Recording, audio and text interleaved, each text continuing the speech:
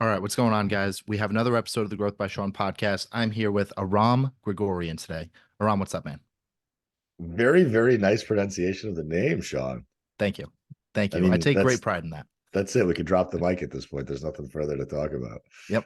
All right. Fun. That was a fun conversation. But the here's the reason that I wanted to talk to you today. I find that you're a leader in the health and wellness community, coaching community, just that entire side of the world. I find that you are one of the leaders in this. So you have the co-host of the Other Side Lifestyle podcast. You have your 4 weeks to the beach coaching. Just give us a brief synopsis of how all that came to be, a little bit about who you are, and we'll go from there. Sure. We'll start at the beginning. So, immigrated from Russia to America in '89. Super hardworking parents, 6 jobs between two parents, and then my brother was 13 years older than me, so he was working 2 jobs back then. So all I ever saw was work ethic.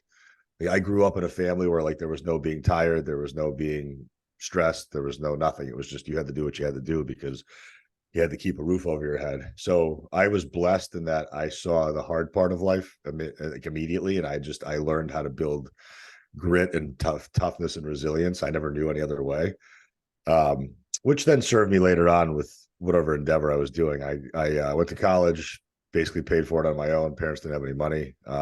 Went into economics, was in finance in Stamford, Connecticut, kind of Stamford, Greenwich, New York Metro, Connecticut for 7 years before I got laid off. And then I went into training full time. At that point, I was always an enthusiast of it. I was like the guy in the office who people were asking, like, what should I be eating for lunch today? And let me go to the gym with you after work. Cause I was the fit person at work. I was a 20-something-year-old kid who was wearing, polo shirts, and I was falling out of my polo shirts, and everybody in the office was essentially middle-aged and fat. So I was like the authority. And then that just kind of, people were like, you know what, you should do this for a living. You're good at this. You should get a formal education in it. Now you can actually do it as a career. And I hated finance. I hated sitting at a desk. It was a very toxic environment. So I got certified through NASM, got my first gym job in June of 2012. I started working for a very boutique chain of gyms called Equinox, which was a pretty high-end public facility, kind of Globo gym facility. They had a very expansive internal education system called EFTI, which was about 150 hours extra of education, which was huge and really valuable. That I look back now and I'm like, wow, that was great. And then I just started realizing the business model and the whole gym thing didn't work. Like, they're charging $175 an hour for us, and we're only making $45 an hour. And this is a stupid disconnect that I'm not going to tolerate, since I'm the one who's managing the client base and doing all the work. But you couldn't ask for a raise. Like, it is what it is. So what I started to do is I started to realize that all these rich people had gyms in their house, and they all lived within 5 minutes of the gym. So I'm like, instead of you paying the gym 175, pay me 120 and I'll come to your house. And boom, within 6 months, I had stolen probably 30 to 40 clients, and I was just doing it on my own, cash money, and it was great. Got recruited to do some sales work because one of my clients was big, and it was a big vice president for a company that sold office furniture in New York City. I was always chasing money at that point in my life. Like, I didn't give a shit about helping people. I wasn't passionate into training. I wasn't passionate into wellness. I was just trying to get as rich as possible, which really just meant spend as much money as possible, because at 23, you don't know how to manage money. So I got out of training to go back into sales. I sucked at it. I didn't know what the fuck I was selling or who I was selling to. I just ended up basically running up expense reports and drinking for 6 months, and then I got fired. Then I went to work for a company called Indeed.com, which I'm sure you've heard of, the job search engine. I was doing inside sales for them. Had some 24-year-old boss. At that time, I was already in my early 30s, and I'm like, I can't do this. I can't listen to somebody who's 7 years younger than me, who's making me fill my sales quota. So I left that job. And then I was at a point where I was fucking hopeless. I'm like, I don't know what to do. Like, all my friends are married or have kids or have jobs and they're making 6 figures, and I'm living in this very expensive part of Connecticut. What the fuck do I do? I went to go work for a deli for $14 an hour, making sandwiches at 5 a.m. to 4 p.m. in the afternoon. And the guy that gave me that job, named John Bosco, was a very tough and stern dude who basically said, I don't give a shit where you came from. This is your opportunity now. If you're going to do it, be the best you can at it. And that to me always resonated. He basically said, I don't care what you do in this life. if somebody's paying you a fair wage for it, you should be the best at it. And you should have enough pride in your work to be unbelievably giving and always trying to excel at it. So I just started being the best sandwich maker I could be, really. I mean, I just showed up early. I left late. I cleaned. I learned everything I could about the business. And then I started picking up personal training clients back up again after work. And that started to slowly grow to the point where I was financially independent enough to leave the deli and then just go back to training full time. That's what I did. And basically that led me up to the point in 2021 when I moved from Connecticut to California. And that's when I had to go completely remote. So before that, I had started my remote business in 2019, but I didn't really do much with it. I got certified through NCI in precision nutrition for nutrition, but I wasn't really actively using my certs because I was making $120 an hour times 7 sessions a day, times 7 days a week. So I was crushing it. I was having $3,000 weeks as a trainer on the floor, just going to people's houses or using a small facility during COVID. But then when I moved, obviously I lost all my business and I had to start back up online. And that's just when I started pouring all my energy into like content and just understanding what are the problems that your average person is having? Why can't they get out of their own way? And why is all this Instagram nonsense not helping anybody? So I started to just kind of curate a message that was very understandable and relatable. And it wasn't really more advice driven. It was really kind of more food for thought. Like, you've been thinking about fat loss this way. Think about it this way. Maybe that'll help. And that's kind of how I started to curate my message. And I speak on Instagram and I speak on podcasts the same way I am as a person. I don't know how to be a different human being. Like, if I was standing in front of a crowd of 5 million people, I would swear and be an asshole the same way I am on my podcast and the same way I am on my Instagram page, just because that is who I am. And if you don't like it, you don't have to watch. Yeah. So that kind of brings us full circle to where I'm at now with the business. I also started a coaching event to source education for coaches called the Real Coaches Summit. I started that back in March because I was going to 3 to 4 events a year, trying to learn as much as I could, and realized I wasn't learning shit because nobody was teaching me anything. And these events were really more about trying to make money on the back end for the hosts of the events. And it was always just this massive mastermind bullshit sales pitch. And I just got to a point where I'm like, this is stupid. Nobody's getting anything out of this. They're paying an egregious amount of money for no value. So I started my own party, and that's where we're at now. Yeah, no, that's very cool. I mean, everyone's story is unique, and the biggest thing that I want to touch on first is you spoke about being an authority figure, being a leader, right? And I think that the first part of that, especially as someone that is in health and fitness and nutrition, you need to walk the walk, not just talk about it and know your shit.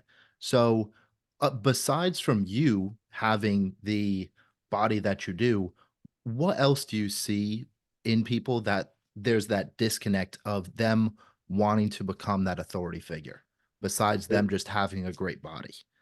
I mean, the physique doesn't really mean anything. The physique just means that you can follow a plan. Like, look at any bodybuilder in the world. They're fucking idiots. Most of them are. Like, I mean, I'm sorry if you're a bodybuilder and you're listening, feel free to message me on Instagram. We could chat.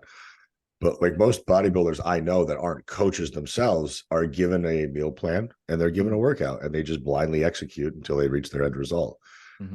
Because they have a very specific why attached to the modality that they're using, right? You give a bodybuilder 16 weeks to get into a certain type of a shape, they have skin in the game.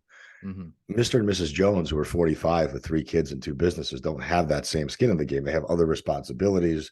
They have psychological traumas. They have other things that are going on in their life. They say they want to be better, but there's not enough drive or intrinsic motivation to get that done. So with the idea that you can be a good coach just because you have a good physique, look at Bill Belichick. One of the best coaches in football of all time, wasn't a great football player. Yeah. So to conceptually understand nutrition and training doesn't mean that you're always going to apply it, because the reality is sometimes you just don't have the fucking time. Like, good coaches are busy. Like, good coaches aren't doing photo shoots at Starbucks talking about how busy they are, or putting out their schedule on their stories so people can empathize with how busy they are as a coach. Like, if you're a busy coach, you're a busy coach. You don't have to talk about it. Yeah. Just like I grew up in a time where if you were jacked, you were jacked. You didn't have to fucking post about it on Instagram. You walked into a room and people knew you had muscle on you. They knew that you worked hard. They knew you ate a certain way. Yeah. So I think now coaching has become, there's still good coaches out there. Don't get me wrong. I've connected to almost all of them at this point, and I keep trying to find new ones to bring to the light, because I'm trying to drown out the fucking influencers. I'm so tired of these models and these these affiliate code dole outers that, like, they have no actual knowledge base. Most of them are on gear or more. Mm-hmm. They're 25 with no responsibilities, living in their parents' basement. They have money behind them. If they fuck up, they have a support system that's going to hold them up. Like that's not a business person to me. That's not an entrepreneur. That's not somebody who's out there to help your average person. They're out there to help themselves. When they're trying to get as big as they can on Instagram because they find value in that, because they have no value anywhere else. Yep. For me, like when I got up to 40,000 followers, I couldn't believe it. I'm like, why the fuck is anybody listening to what I have to say? I'm saying the same exact shit anybody else is saying. I'm just saying it in my own obnoxious voice. And to me, it's not, my Instagram page isn't about me. It's about who's watching it. Like, I want to know that, am I helping you? Is it changing your life in any way? If you can't afford to pay me, can you get some food for thought or some direction for me that'll help move you out of your own way? And if so, then I've done my job. And I think there needs to be more of a service-based attitude when it comes to coaching. And right now it's becoming, the pendulum is swinging the opposite way. And I think that's what I'm trying to fight every day. Okay. So when I hear this, like the biggest thing that I'm interested in is this average person that we have. When you look at bodybuilder 16 weeks, they have this really strong why versus the average person that just wants to be in better shape and feel better. What is the biggest difference? Like, why is it so much more difficult for the average person to blindly follow some type of plan? I understand like with the why and everything, but what have you found through your years of coaching where it's, what are those underlying issues and how far do you dive into those underlying issues in order to help someone like truly follow a plan? One of the biggest things is a shift in identity. Mm, Because a lot of people don't really believe in themselves and they don't feel as though they're capable of it. And the reality is life is just really easy and convenient, right? I mhm, mean, like, we live in a world of Uber Eats, and you can get a car service at within any moment. You can get food delivered to your house. The environment of eating is not set up for us to be healthy. mhm, It's much easier to grab something on the run than it is to spend 45 minutes preparing it and putting it into containers. mhm, So a lot of these like fundamental skill sets just aren't being taught. They're not being practiced. mhm, And then when they are being talked about, they're being talked about in a very negative light because it's taking the freedom away from the individual. But mm, if you think about it, the reason why children turn into adults is because they're highly structured, right? They're obviously physically growing in size and intelligence, but they're given rules from the time that they're born until the time they hit college. They have rules, they have structures. Here's how you manage your time. Here's what you're responsible for, and here's what you should expect. Whereas as adults, when we get out of college, it's like, okay, cool. Now I can just do whatever the fuck I want. mhm, So now you go from having all this structure and all of this rigidity and all this routine to having absolutely none of it, and you have to recreate that yourself. And if you don't, it's very easy to just do nothing. mm, Right. And what the yeah. story that most of us coaches will hear is, I was an athlete in college. And then what happens? I got married, I got a job, I had kids, and then everything went out the window. I started becoming sedentary. And then it's always like this, like you forget about that 10-year gap because they don't want to talk about it. But in that 10 years, they stopped paying attention to their nutrition. They became less active. They weren't training as often. They weren't paying attention to themselves because now they have all these other responsibilities. So the difference between a bodybuilder, because there are bodybuilders who are married, have kids, have jobs, whatever, true. But if you look at your average bodybuilder that's on Instagram, they're probably in their mid 20s or late 20s. They probably have a job. They probably don't have children. They probably don't have a ton of responsibilities. So their runway is wide open for them to be able to do whatever they want and commit to a very specific goal.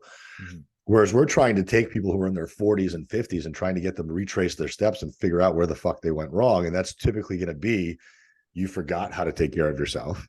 You are not your number one priority anymore. Other people are your mhm, priority now. You have all these other responsibilities. So how do you fit fitness and nutrition into this busy lifestyle now? And how do we manage expectations reasonably to make sure that you don't burn out and that you don't expect too much out of this? Because the reality is you're not giving this 100% of your time. mm, So it's not that it's one thing that makes people not be able to comply or doesn't or get out of shape. It's a myriad of things that's happening in conjunction all together at once over the course of a very long period of time, which people I think often forget and overlook, because this does take, you don't put on fat overnight. mhm, You don't get out of shape overnight. This is a very long process. It's much longer to get out of shape almost than it is to get in shape, right? If it took you 10 years to put on 100 pounds, It's not going to take you 10 years to get it off. Yeah. Let's call it a third of that time, but still, that's still 3 years, right? Like a third of 10 years is, when you think about it, people are like, holy shit, it's going to take me 3 years to lose weight. Yeah. Well, it's like it took you 10 to put it on. Yeah. You weren't paying attention to. So it's like you let that slip and you weren't focusing on it. But it's like anything else. It's like the red car phenomenon. If you tell somebody not to think about a red car or a pink elephant, that's what they're going to think about. Mm-hmm. So if somebody starts to become fixated on fat loss, they start to micromanage every variable, whereas before they weren't. So now everything seems more daunting. Everything seems more all encompassing. It seems more arduous. And it's like, well, this is how you should have been for the last 10 years and you wouldn't have gotten here and you wouldn't have had to restart. Mm-hmm. But, we can't think about the past. We have to think about tactically, what do we do now? Well, what do we do now is we have to get back to the basics. Yep. So when we look at like the length of time for whether it's fat loss, muscle gain, like for the majority of people, it's going to take a little bit longer than they may expect. A lot longer. Yeah, Let's be honest. Let's be honest. Well, like, I feel a lot of people can do, depending on like how their compliance is and how strict they are in a sense, how hardworking they are in the gym. Like you can do a lot in just 16 weeks, You you can. know, you know, so how did you go from helping people with this long-term approach and understanding like, hey, this is going to take longer, but the business model itself is called 4 weeks to the beach. So the concept that I created was basically just living a very good average lifestyle. So that if you do have something coming up in a short period of time, like 4, 6, or 8 weeks, you don't have to overhaul your entire lifestyle to get to that point to where you're feeling confident in your own skin. Like I usually sit around 15% body fat all year round. Mm-hmm. That's because I have 25 years of habits built in to do that. Yeah. Most people aren't walking around at their ideal body weight or body size. They start to wake up all of a sudden because Cancun's coming up, or a bachelor party's coming up, or a birthday party's coming up that they have to look good for. Now they have to lose 60 pounds in 8 weeks. Mm-hmm. Well, you shouldn't have gained 60 pounds. There's actually a research article in PubMed. It's actually really funny. It's like the best way to lose weight is to not gain it at all. It's like, oh, no shit.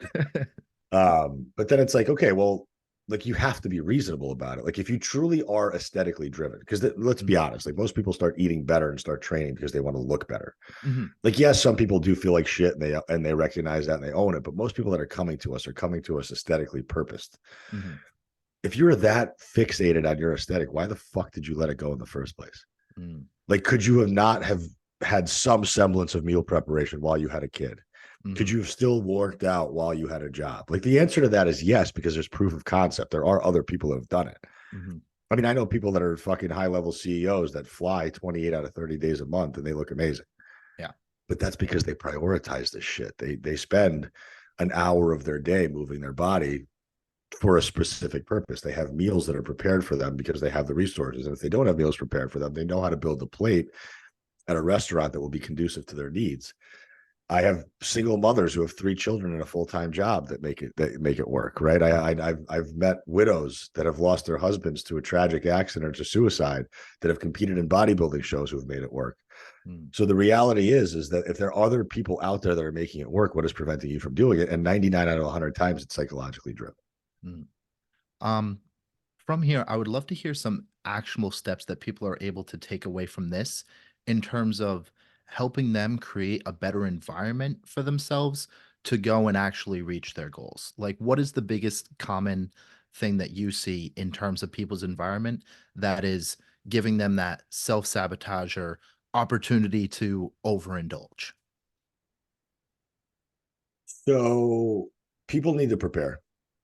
Like we just live in a very convenient culture where people don't feel the need to have to prepare their food or cook anything. So they're just not preparing. I mean, the reality is if you want to succeed at eating well today in today's world, you have to be prepared. That means that like 90% of your food needs to be eaten at home or at least prepared by you. Because if you prepare your food, you have control over the amounts and the ingredients. If you're stopping at every restaurant on the way to work and on the way home from work and you're going out to eat 4 or 5 times a week or more, you have no control of calories consumed. And calories consumed is still a real thing. Like calories in, calories out. I don't care what gut health or fucking hormone person tells you is not real. It's very much real. Like energy balance means everything. Absolutely everything. It is the baseline of all health and wellness in general. If your body is in energy balance, you're probably going to be pretty responsive to fat gain or fat loss and muscle gain. If your body is heavily over fat because it's got a positive energy balance, meaning it has more energy in than energy out, then your body's going to be a lot more inflamed and a lot less responsive to any type of physical change that you desire. So being prepared allows you to control your food environment. And it doesn't mean like doing the Sunday, spend 7 hours putting everything into plastic containers, meal prep, and then throw it all out by Wednesday because you're sick of it. It means going to the grocery store or getting groceries delivered 2 to 3 times a week to keep your proteins, your starches, and your vegetables and fruits fresh. Having and using condiments and seasonings appropriately to make sure that you're creating different flavor profiles to make things interesting. And then having an actual daily meal structure, like know what you're going to eat throughout the day versus like, I don't know what I'm going to eat. And all of a sudden I'm just grabbing. Like you should be thinking about food and training the same way you think about your children's well-being and your finances. Like if it's not one of those 4 pillars for you, then it's not going to work. You know, people are trying to do this. You know, the number one phrase that I think fucks people that I can't stand is I don't want to have to think about it. Well, you're not there yet. Your average person is not at a point where they've earned the right to not have to think about it. I don't have to think about it anymore. For me, it's automatic. I wake up out of bed. I know what my breakfast is going to be. I know 3 hours later, I'm eating again. I know 3 hours later, I'm eating again. I know what time I'm training. I know what I'm doing at the gym. I know all this stuff. I've done it for 25 years nonstop. If this isn't a part of your lifestyle, you're going to have to think about it for some time before it becomes ingrained into your lifestyle. And when it does, then you can step back and not have to think about it. Because then what they're trying to say is, I don't want to have to be an active participant in my own change. I want somebody else or something else to come from the heavens and do this for me. Because it's too much work. And it's too much work because they haven't done it. Like it's like you and I have both browned beef in a pan. It takes 20 minutes. Yeah. Right. We've put rice in an Instapot and made it done in 5 minutes. It's not that fucking hard. Like people are overcomplicating this stuff. They're going on Pinterest and they're watching all these macro friendly recipes that are fucking crazy. You guys don't need any of that stuff. Stop overcomplicating something as simple as putting protein, carbs, and fats in your mouth and portioning them out in a reasonable place. Like people are so obsessed with the nuances of calories and meal timing and supplements and cold plunges and how many reps and sets. It's like, just do the fucking basic work for the next 100 years without thinking of it, and you'll be fine. Yeah, I think like the biggest like issue that I have, or not that I have, but like that people that I talk to at least, they want all this. We're so soft now. Very soft. That's one of the biggest things. And I know. Like, it sucks to admit it out loud, but it's true. You know, we are. And like I'm soft at times too. Like I get Same, it, you know. Same. Yeah. I'm not like some superhuman, you know, like I'm a big softy at times. And the thing is like everyone wants their meals to be like so fun and so flavorful. And you know, like for me, like the biggest thing for my clients is like they're like, I'm bored of my meals. And one of the biggest things for me is like, okay, well, here's a list of condiments, or you can add like just a couple of hot peppers or something, or change your seasonings and things like that. And it switches the entire meal, you know, like, but what do you do for these people that they just feel like, and like feel like it's just such a soft like phrase to use as well, but they just feel like they can't do it because the food isn't fun to them. You know, they don't think that they have the quote unquote discipline to do it. You know, they get bored. You're going to get bored if that's what you're used to, right? Like if you're used to eating 7 or 10 meals out a week, that's what you're used to. So you're used to hyper palatable, tasty food. I purposely eat out once or twice a week max because I know how delicious it is. Like I had $50 worth of Jersey Mike's on Saturday. Like I can make a sandwich at my house for way cheaper. Yep. But it's still tastier to put it on rosemary cheddar bread and put all the bullshit that they put on it. Yeah. And then have it delivered to my house. Right. So like I could have made that same sandwich, controlled my calories a hell of a lot better, been able to get much higher quality ingredients, but I had $100 gift certificate to Jersey Mike's and I decided to splurge and enjoy myself a little bit. But that's a treat. That is not my average behavior. So people have to understand that you cannot, it's almost like expecting Cancun and margaritas every week of your life. Like how many times are people going on vacation a year? Once or twice? Yeah, once or twice. Yep. Like you're going to work 5 days a week, 6 days a week, 52 weeks a year with a 2-week break. Why the fuck do you expect meals to taste like restaurant meals when you're making them at home. It doesn't mean that they have to taste like cardboard or taste like nothing. Something as simple as just starting to change your flavor. Like you said, use different condiments, use different seasonings. Like the amount of like GL Hughes, great sugar-free barbecue sauce. They have all sorts of condiments now that are sugar-free, calorie-friendly. If you don't have the store that has them near you, go on Amazon. You can buy all of them now. Right there is, you can have 7 different flavors 7 days a week. Honey, like last night I had GL Hughes honey mustard on top of my chicken, spinach, and sweet potatoes. And I put a little bit of Bolt House creamy spicy ranch on it. Yeah. Nailed my calories, no problem. Had a tasty meal. Absolutely full to the brim because I had 250 grams of chicken and 200 grams of potatoes. Like, you are not going up for seconds after that. But if you're eating nothing all day long and then you're just running ravenously into the kitchen after the kids are asleep and you're eating all their snacks, what happened? You weren't prepared. You didn't eat all day, and then you ate whatever the fuck was available at night. If you have a problem with that shit at night, don't keep that stuff in the house. Like, your kids shouldn't be eating that garbage anyway. So why do you have it in the house? Or teach them how to use it as a treat, because you have to learn how to use it as a treat. So we've just gotten away from the basics, man. Like, we just live in, like you said, a very soft and very easy world that's convenient. And now we have this very large narrative of like body positivity, and also this idea that like, if you weigh or measure food, it's disordered, or you're going to create an eating disorder because of it. Like, no, it's not a guarantee that you're going to have an eating disorder. Actually, I would say that more eating disorders are created by having diets and fad diets versus people weighing and quantifying their food. Because that's just metrics. It's like looking at your speedometer in the car is not disordered. Tracking your finances isn't disordered. Getting your blood work isn't disordered. Those are all metrics. But why is tracking it and putting and then also when you bake, you have to weigh and measure shit. That's not disordered. So making cookies and making cakes with your kids isn't disordered, but putting chicken and rice on a scale is now disordered. So we have a very weird narrative happening, all in conjunction with this softness of society and this ability to not have to be able to handle any stress without freaking out, and then using food as a coping mechanism when there's a million other ways to be able to soothe yourself and understand how to manage your mental health. And that also comes down to the fact that we have a massive mental health problem in our country. Yeah. One of the biggest things, I mean, when we look at the fad diets, if I just sent someone a meal plan, they're going to do it for 2 weeks and then they're going to hate it. And then that one Saturday night, they're going to go out with their friends and they're just going to binge and eat like 2 entire pizzas. And that's going to cause more issues than learning like what a portion size even is, like what 4 to 6 ounces of chicken or turkey actually is, because most people can't eyeball that. Dude, I've been tracking food for a decade. I can't eyeball it. Yeah, no one can. I mean, you can come close, but I mean, you're not going to get 6 ounces right on the dot just by pouring it in a bowl. 1 out of 100.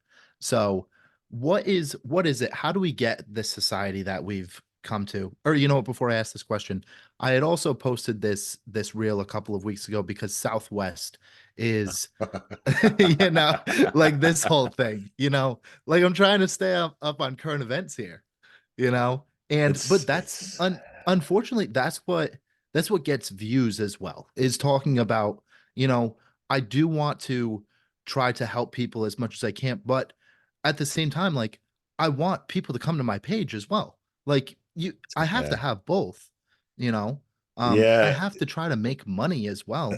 I have to earn a living. I hear you, brother. I mean, and that idea of having to be a dancing bear and a show pony versus being a helpful, productive individual and professional is very difficult to balance these days because there's so many of us that are fighting for the same eyeballs. My advice to any coach that's listening, or even to you, is just think about it this way. I don't care if you have 3,000 followers, 1,000 followers, or 300,000 followers. Imagine that amount of people in your driveway listening to what you had to say. Right? If you opened up your window right now and there was 2,000 people standing in your driveway waiting for you to give them a message, how fucking pumped would you be that they cared enough to listen? It would be wild. So don't worry about growing your audience. Worry about servicing your current audience. What value are you giving them? How are you helping them? Are you creating food for thought? Are you giving them helpful advice that they're now having to actually reach out to you for more clarification on? Are you having conversations in your DMs? Are you responding to every comment and every person that reaches out to you with the same level of care and attention that you would if they were a paying client? Or are you expecting everybody to pay you for something that you haven't shown proof of concept for? So the reality is you have to give a lot of your information and your time away for free for a very long time, and you will continue to do so once you do become successful. Like, I don't have to do it. Yeah. You know, a bad month for me at this point is $12,000, and a good month for me is 20 or 25. Like, I don't need the fucking money. Yeah. And I'm not a very money driven person. Like, I can pay my bills. I'm good. Like, I have a really comfortable life. I don't spend a ton of money, but I still am going to help people for free because most people can't afford my services. Yeah. But most people still need help. So every time you get a question from some Indian person that's asking you with broken English how they should set their calories, you have to explain to them that it's not a calorie problem. Explain and start to ask them leading questions like, what are you actually currently doing? Like, stop giving advice without getting context first. Yeah. My biggest problem is when people are getting handed random advice. Like, yes, we all know that we should eat more protein. We all know we should eat more fruits and vegetables. We all know that we should be strength training. We all know we should be walking, sleeping, not stressing, and drinking water. Let's not say nobody, that's giving people too much credit, but let's say most people that are on social media probably have seen that message before. Question is why aren't they doing it? Well, they aren't doing it because they don't have a system in place. They're not accountable to it. Yeah. There's nobody holding them accountable because it is not a part of their lifestyle yet. It hasn't become a habit.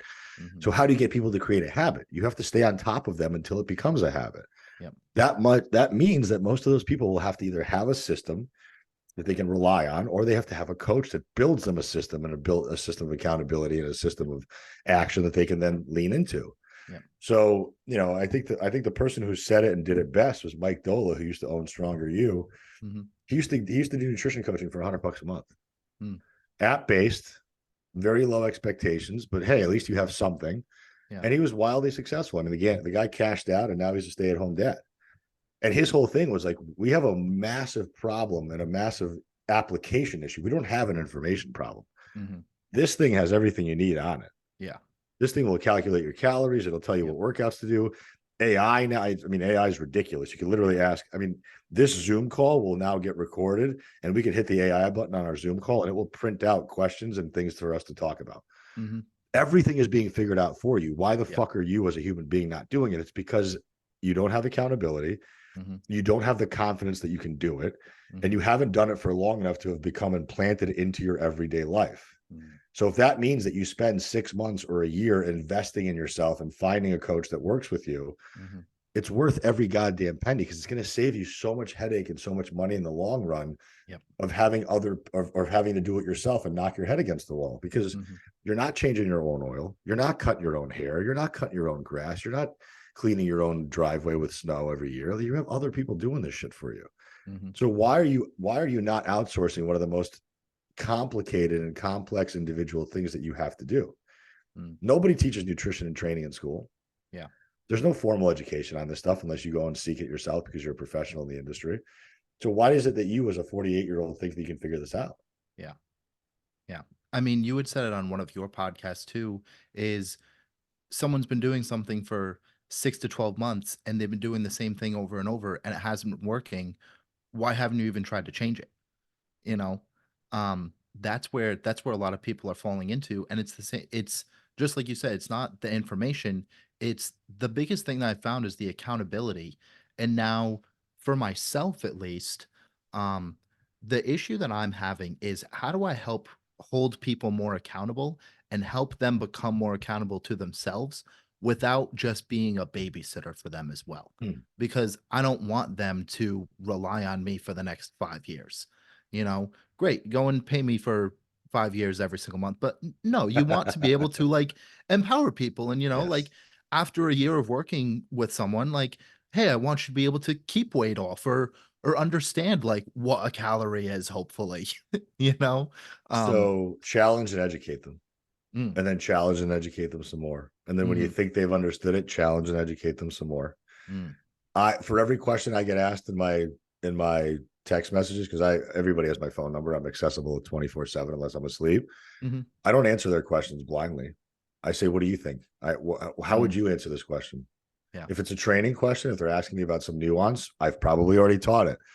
So why did you miss it? What happened? Did you not pay attention to that Zoom that I did? Did you not read the materials that I sent you? What's going on? Stop letting people get away with their own bullshit and challenge them. Like a good coach challenges his players. A good coach challenges his clients or her clients. Like, you have to be able to pull and excrete value out of these people and confidence out of these people, because if you just blindly keep giving them shit to do, right? Like, that's no different than a personal trainer or a person who gives you a meal plan, or a person that sets up all your workouts for you and doesn't teach you the inner workings of those workouts. Yep. Those things don't mean anything to me. You buy a $4.99 app, you get all the workouts you need. There's so much free information out there, everywhere. Yeah. Meal templates, setting your own calories. You can do all this stuff by yourself. Mm-hmm. But the reason why you would keep doing it is because you understand why you're doing it. Mm-hmm. You understand how valuable it is to you and your quality of life. Yep. And then you're being held accountable to continuously, repetitively do it and make small incremental changes when needed. Mm. So for me, I'm not changing people's calories and macros constantly. It's maybe once a month, if that. I mean, I'm barely ever changing their workouts. Mm-hmm. You know, I teach them, like, if you can't perfectly exhibit that movement, I'm not changing it. Yeah. And if you can still put 3 or 4 pounds on it every other week, I'm not changing it. If you can slow down tempo, I'm not changing it. Yeah. Like, there's no reason to, like, unless you're perfect at it, which you probably will never. I mean, I've been training for 25 years. My training now is something that I would be proud of. Mm-hmm. I didn't know how to train 12 years ago properly. Yeah.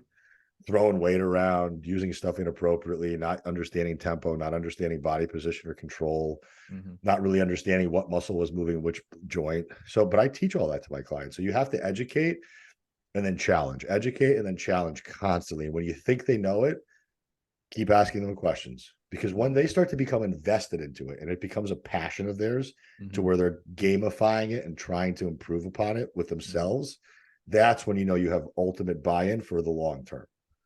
Gotcha. Yeah. I think that I have just had trouble challenging people as much as I want to. And being that authority type person, while only being, just like we had mentioned earlier, where I may just be a step or two ahead of some people, not like at the top level in a sense, and having trouble challenging people because I just want them to, I sometimes find I want them to get a better result than they want to at this time. That's one of the biggest things that I found. That sucks. Yeah, I mean, I'm there a lot too. Like, but that, like, even like this morning, I'll read you something that I wrote in my Facebook group. And if you don't, like, I have a system where I reach out to my clients with an automated text message. It's a service called ClickSend. You like load $50 to $100 on it every month, and basically it allows you to load all your phone numbers into it, and then you can send mass text out to all your clients. So 3 to 4 times a week, I send out those mass texts, and it can be something as simple as, like, drink your water today, or get your steps today, or, we're doing our Zoom call at 3:30 today instead of 5, like, just reminders or whatever. But at least now you're on top of their mind, right? So, like, just it's not like you're pulling out your phone and texting 50 people. You're just shooting that out blast email. And then for, like, what I posted on Facebook to my group this morning was, I wrote, the more fat you desire to lose, the more your body should be in motion. No, that doesn't mean exercise more. It means get off your ass as much as humanly possible. With every ounce of your effort being placed into standing and walking rather than sitting, you cannot outwork your sedentary lifestyle. That's it. Yeah. Like, do with that information as you will. If that makes you think about walking more, great. If that makes you question why you keep leaning into cardio versus just being more active, great. I've done something positive. And if nothing else, what that'll do is it'll provoke thought, and then it will ask questions. Now people will reach out to me and be like, well, what did you mean by that? And there's my learning opportunity now. Now I get to take the same person who's already paying me money, who should be learning this stuff anyway, but I get to reinforce all of this education with them. And then tonight, every Thursday, I have a Zoom call with all my clients, and I usually pick a topic to discuss, or I ask them what they want to learn about, and we just drill it. And don't ever be afraid of repeating the same message, because this stuff has to be repetitive. Like, for you and I, it's automatic because this is part of our life. But, like, I think coaches are so afraid of saying the same shit over and over again. Don't be, because that's what it's not going to change. Like, biology and physiology and biomechanics are not going to change.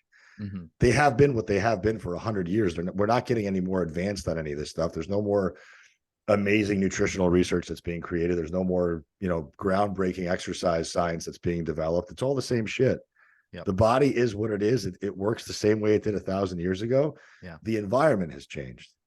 So we have to teach the basic principles over and over and over again. And just because another coach on Instagram said it doesn't mean you can't say it and put your own twist on it. Like, if you look around, you're going to see the same message being repeated over and over and over again. It's just getting recycled because maybe one day Mrs. Jones doesn't believe it. And then she sees it again. And then she sees it again. And then she sees it again. Then maybe one day the light bulb goes off and she's like, holy shit, maybe I have been approaching this wrong. Yeah. And then maybe the last time when she stumbles onto your page and that's where the light bulb went off, she will DM you and ask you questions. Gotcha.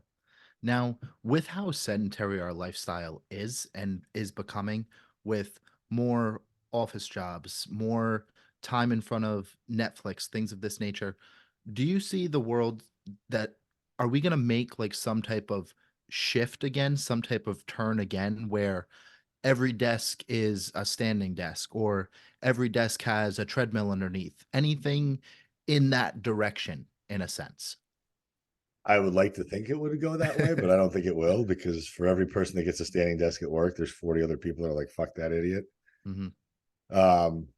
Actually, if you listen to our latest episode with Mike Israetel, he goes down Mm-hmm. the rabbit hole of like AI and drug advancements and all sorts of pharmacological advancements. And he's very much in that realm of like looking in the future. Mm-hmm. I'm not worried about the future. I'm just trying to get people today to figure this stuff out. Like, Yeah. yes, I hope people stand more. Yes, I hope people don't sit as much. Yes, I hope people start realizing the value of just moving their body. And now this idea of 10,000 steps is finally becoming drilled into their head. Mm-hmm. But why are we being reminded to be human? Like human beings are meant to walk. Yeah. Human beings are meant to move constantly in all sorts of different directions with all sorts of different capabilities. Yet we've lost that because now we are sedentary. We do sit. Mm-hmm. And it's always very funny to me when people are like, oh man, 7 hours have gone by and I haven't eaten. Yeah. I'm like, so don't fucking tell me you're hungry. Yeah.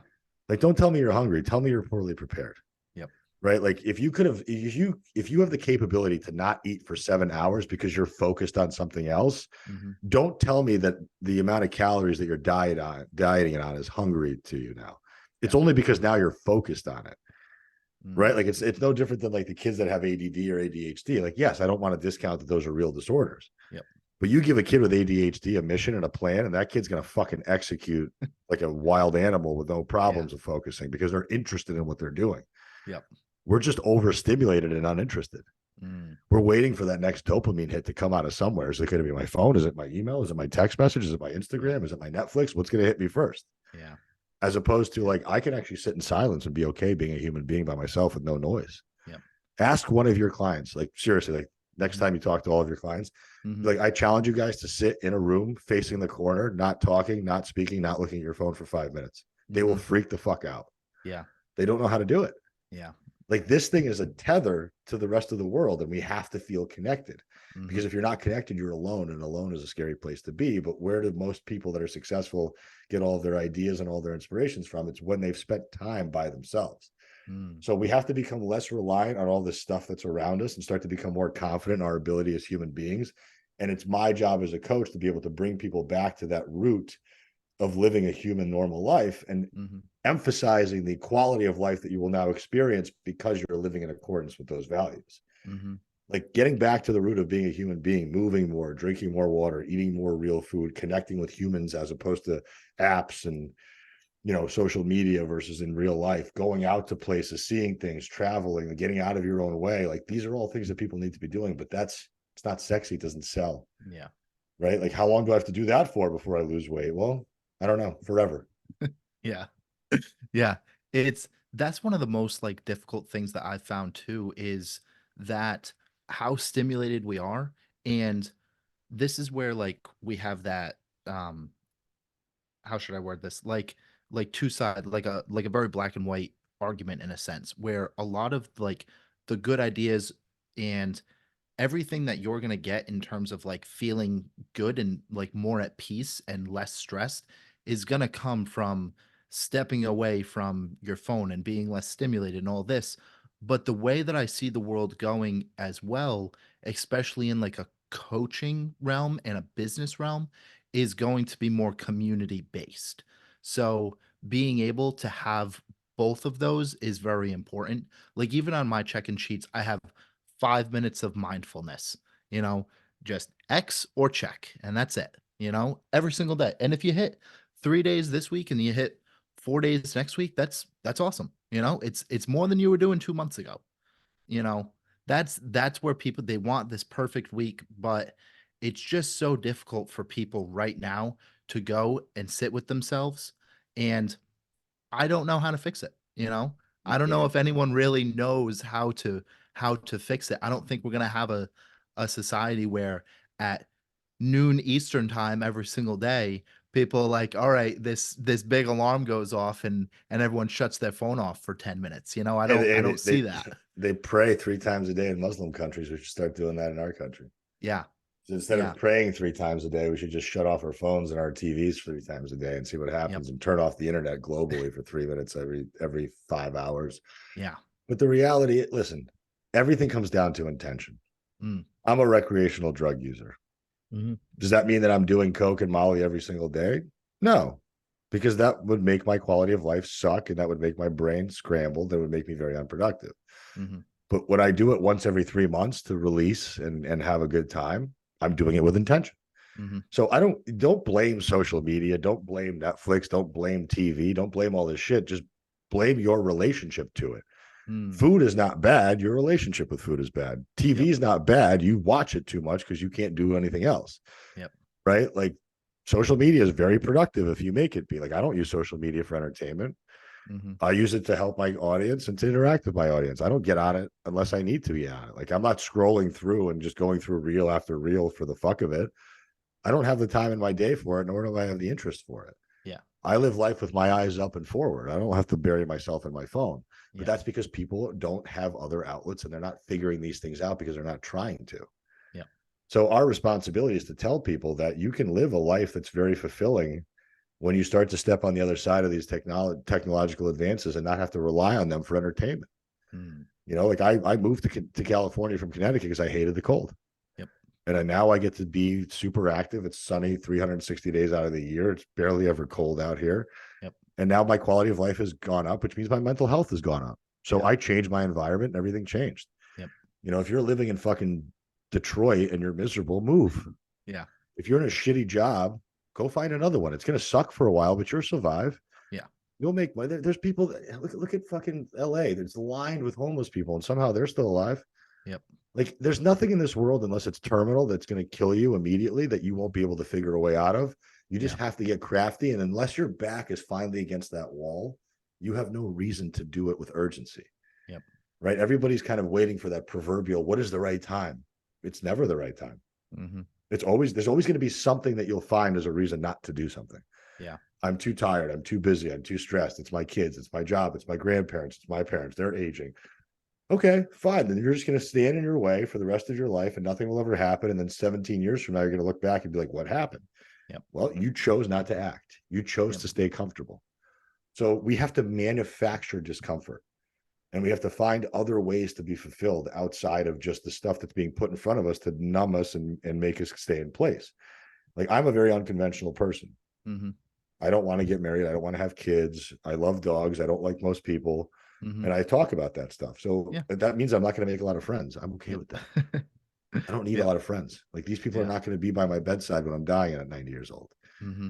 If I can't spend time walking my dogs on the boardwalk by myself, I haven't figured it out. Yeah. Yeah. That's a great transition, just in terms of, I'm gonna go with our last question here. And this would, so we have a question from the last guest that leaves you a question. So cool. This I like is that this concept. is from Lauren Wall. Not that you know Lauren, but she's awesome. If you could teach one thing to everyone in the world, what would it be? Meal prep. I mean, that, honestly, I would teach them the very valuable skill of meal preparation. And I would actually label it more ingredient preparation and think about it more as like a Chipotle assembly line. Because I think the reality is people are overcomplicating preparation, as opposed to just saying, okay, do I have 2 or 3 proteins in the fridge? Do I have 2 or 3 starches in the fridge? Do I have an abundance of fresh vegetables and fruits? And do I have enough condiments and seasonings to keep things fun? As long as that stuff's in the fridge and I'm not having to like think about where my next meal is coming from, that's it. Like, that would be one of the most valuable. Now, granted, I think outside of the United States, people are pretty good at that. Like, the United States is very heavily convenience based. Now, there are other cultures and countries that do rely heavily on fast foods and restaurant foods, but most people are not economically available to eat the way that we eat. Like Yeah. most people are living in places where they have to prepare their own food. Mm-hmm. And it's not easy for them to go into a restaurant because they don't have the money for it. So Yep. most of the other cultures are eating home cooked meals. That doesn't necessarily mean that they're always going to be healthy home cooked meals. It just means that Mm-hmm. they're at least controlling their nutrition to some extent. But I would say that globally, probably that would be one of those skills. And I think locally, especially in the United States, yeah, that would be probably one of the easiest way to fight obesity and to fight depression, because it gives you something to do. Yep. B, it keeps you in control of your environment and your food consumption, which calorically now starts to put you back into the hot seat and the control. Mm-hmm. And then it also helps you build confidence because it improves your quality of life, and you start to see the effects of your work starting to actually show up. Mm-hmm. So that would be the easiest place to start to remedy any problem. Yeah. No, I think that's great. I mean, just in terms of like how much people are actually eating out now, that's one of the biggest things. And I know you talk Wild. about this all the time.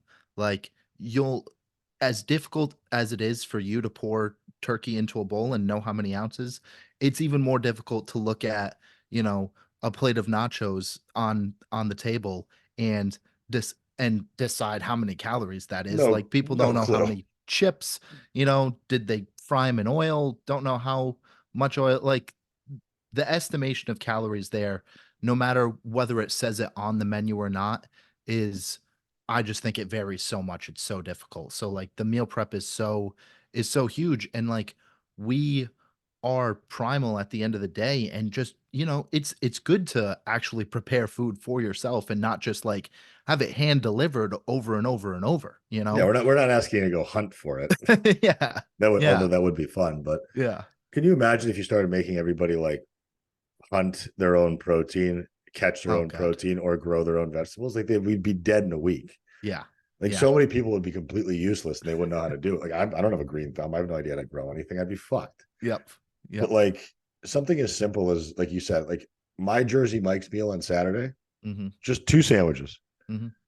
2,400 calories. Mm-hmm. I ate Yep. it in 8 minutes. Yeah. I consumed 2,400 calories in under Yep. 10 minutes. And Yeah. we wonder why we have an obesity problem. Yep. Like if that was Angus steak with mashed potatoes or even baked potatoes and Mm-hmm. asparagus, it would have been double the size Yep. and half the calories. Yep. And I would Yeah. have been full for 4 hours. Instead, Yep. I ended up eating Chinese food that night as well. Yeah. Right? Like Yeah. it's not hard Yeah. to overconsume. And then people are like, well, I No. have to burn all these calories off. It's like you Yeah. could spend a lifetime trying to burn these calories off and you won't Yep. be able to. Yeah. So something as simple as just controlling your caloric environment and understanding that these things aren't hidden. These labels are everywhere. Mm-hmm. You just choose to ignore them. Yeah. And if you don't understand where protein and carbs and fats come from, then just learn. It's not that hard. Yeah. Google what is a macronutrient, Yep.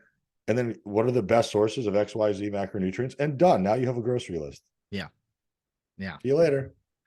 Yeah. That's it. And like, people get so caught up on the quality of food and ingredients. And yes, I think that's important, but all of a sudden they're reading this frozen pizza, and it's 12 grams of whole grain this, and it's vegan, and it's pasteurized vegan, I don't even know.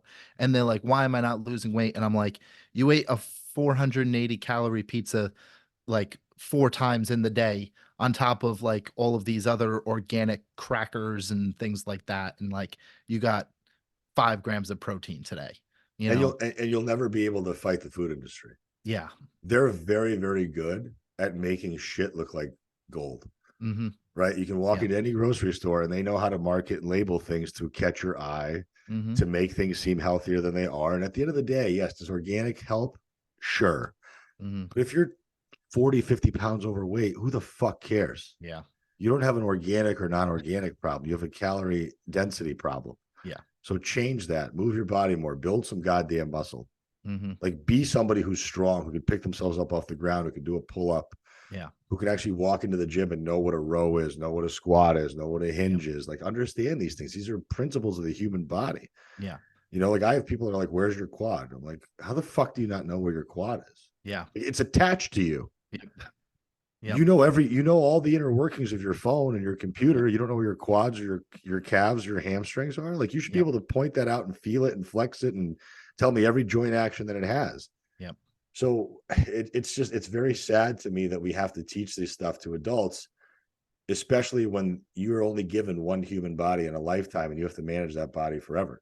Mm-hmm. And once that thing is broken and shot, good luck. Our medical system is not equipped to take care of you. They will keep you alive for a very long time, Yep. but you are not going to have the quality of life that you want. So at that No. point, like I would just be like, pull the plug. I'm done. Yeah.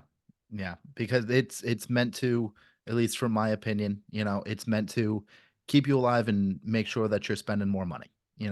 That's that's the That's it. biggest thing. That's it. You know, We'll give you and all the drugs in the world until you're 105. yep. We don't want Yep. you dying at 70. No. That means that 30 years of spending has gone away. We want Yep. you to be alive to 105. We'll keep you on every piece of equipment Yep. and we'll keep you on every drug known to man just to make sure that you're still breathing. Yeah. But I don't want to be relying on the healthcare system. I want to use them as an emergency protocol. That's Yep. what I use healthcare for. Like I tore my Achilles in September. I had to get Yeah. surgery. Cool. That's what you guys are here for.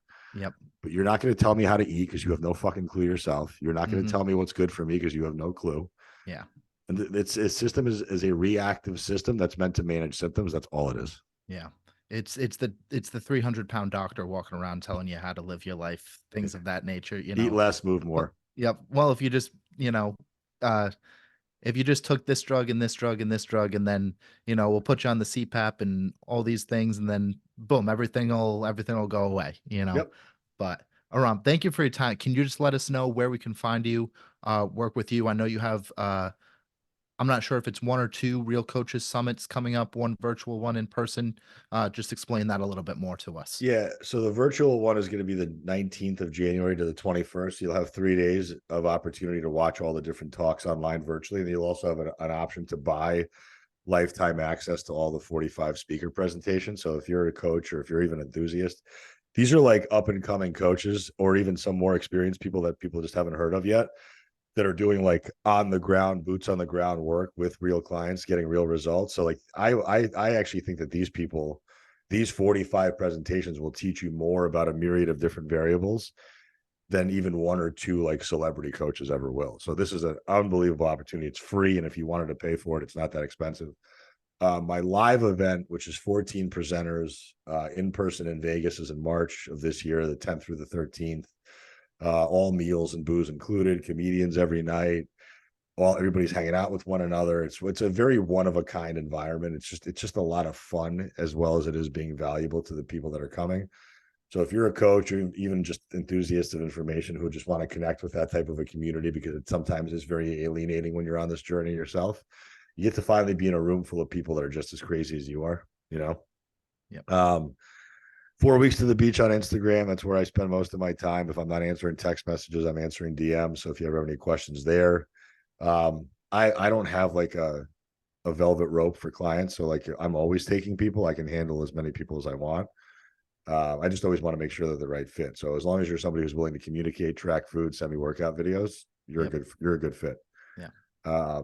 But yeah, that's it, man. I appreciate the opportunity. I love the work that you're doing. I'm going to spend some time putting you up into the microscope so people can see what you're doing, because I think good coaches like you need to be heard about. And hopefully that'll beat some of your imposter syndrome and convince you that you're actually good at what you do. Yeah. Yeah. That we all have. Not just single me out here, No, we all have it still, but you No. can definitely tell that once that gets broken, your voice will get louder. And once your voice gets louder, your community will benefit from it. Yeah. No, thank you very much. And thank you for coming on. I really appreciated this. So, Thanks, all right. man. Thanks, guys.